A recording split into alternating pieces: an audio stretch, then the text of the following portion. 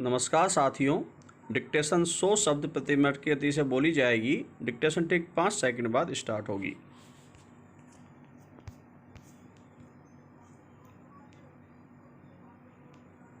Start.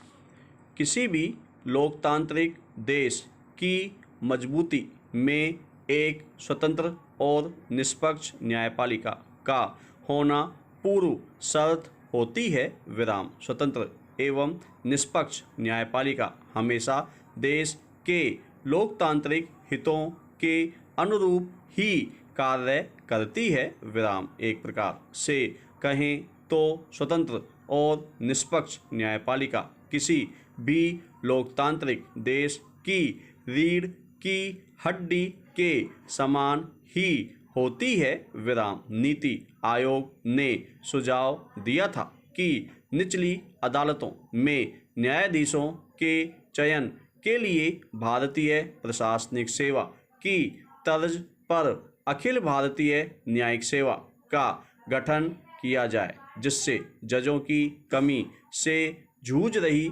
न्यायपालिका में युवाओं को आकर्षित किया जा सके। विराम। अखिल भारतीय न्यायिक सेवा के गठन का विचार कोई नया नहीं है। विराम। विधि आयोग 3 बार अखिल भारतीय न्यायिक सेवा के गठन की सिफारिश कर चुका है। विराम। कोरोना महामारी से प्रभावित न्यायिक व्यवस्था को गति देने के लिए केंद्र सरकार को देश में न्यायिक सेवा के स्वरूप को बदलने की तैयारी करनी चाहिए, ताकि हाई कोर्ट और सुप्रीम कोर्ट व जिला स्तर पर ज़्यादा से ज़्यादा युवा न्यायाधीशों को मौका मिले। विराम। पैरा। अधीनस्थ न्यायपालिका में इस समय न्यायाधीशों और न्यायिक अधिकारियों के 21,320 स्वीकृत पद हैं, जिनमें से करीब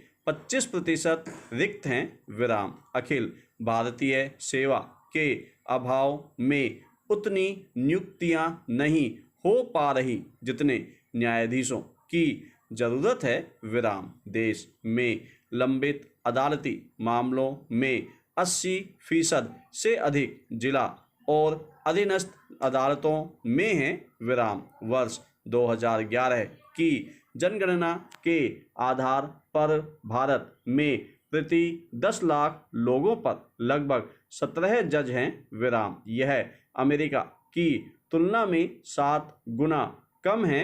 विराम। उल्लेखनीय है कि विधि आयोग ने अपनी 120वीं रिपोर्ट में सिफारिश की है कि प्रति 10 लाख जनसंख्या पर न्यायाधीशों की संख्या 50 होनी चाहिए। विराम। इसके लिए स्वीकृत पदों की संख्या बढ़ाकर 3 गुना करनी होगी। विराम। दुनिया के विकसित देशों के आंकड़ों से पता चलता है कि ऑस्ट्रेलिया में प्रति 10 लाख की आबादी पर जजों की संख्या 42, कनाडा में 75, ब्रिटेन में 51 और अमेरिका में 107 है। लेकिन वहीं अगर भारत में देखा जाए तो प्रति 10 लाख की आबादी पर सिर्फ 11 जज हैं। विराम। पैरा। गौरतलब है कि कई बार सरकार न्यायिक गति को दुरुस्त करने के लिए कोशिश कर चुकी है। विराम। सरकार ने पिछले साल भी अखिल भारतीय न्यायिक सेवा परीक्षा कराने का प्रस्ताव भी रखा था, लेकिन तब 9 हाई कोर्ट ने इस प्रस्ताव का विरोध किया था, जबकि 8 ने प्रस्तावित ढांचे में बदलाव की बात कही थी और केवल 2 हाई कोर्ट ने सरकार के इस प्रस्ताव का समर्थन किया था। विराम। सवाल उठता है कि आखिर जब सब चाहते हैं कि देश भर में अखिल भारतीय न्यायिक सेवा आयोग बने और युवा हाई कोर्ट और सुप्रीम कोर्ट में न्यायाधीश के रूप में पहुंचे, तो आखिर क्या वजह है कि लगातार 60 साल से ज़्यादा समय से प्रस्ताव के बाद भी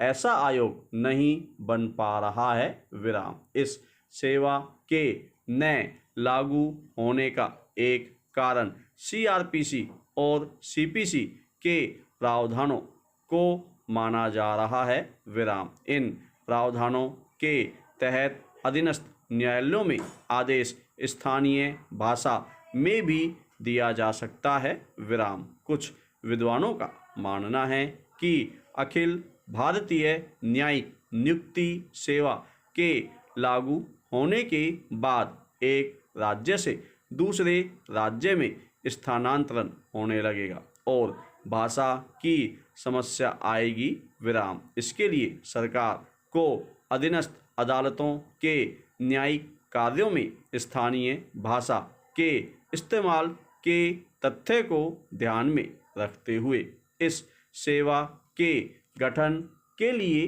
प्रयास करना चाहिए विराम। अभी जिला अधीनस्थ न्यायालयों के न्यायिक अधिकारियों की भर्ती, नियुक्ति, स्थानांतरण और सेवा की अन्य शर्तें भी संबद्ध राज्य सरकारें ही तैयार करती हैं विराम।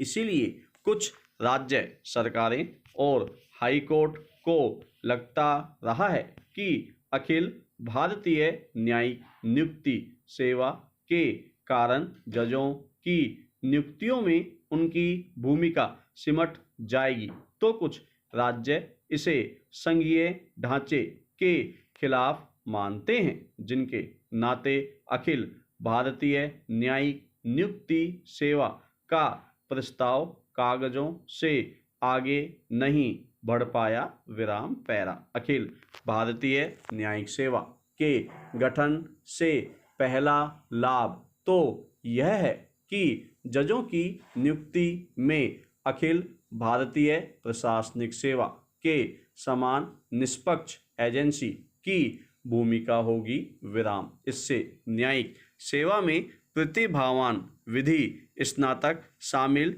किए जा सकेंगे, जो सामान्यतः न्यायिक सेवा में भर्ती न होकर सरकारी और निजी क्षेत्र में अन्य ऐसे पदों की तलाश में रहते हैं जहां उन्हें ज़्यादा आर्थिक लाभ मिल सके विराम। अखिल भारतीय न्यायिक सेवा आयोग लागू करने से ऐसी उम्मीद की जा रही है कि प्रतिभावान युवा कम उम्र में ही न्यायिक सेवा में आ जाएंगे विराम। साथ ही देश के अलग अलग राज्यों में न्यायिक सेवा में नियुक्ति और पदोन्नति में एक रूपता आ सकती है विराम।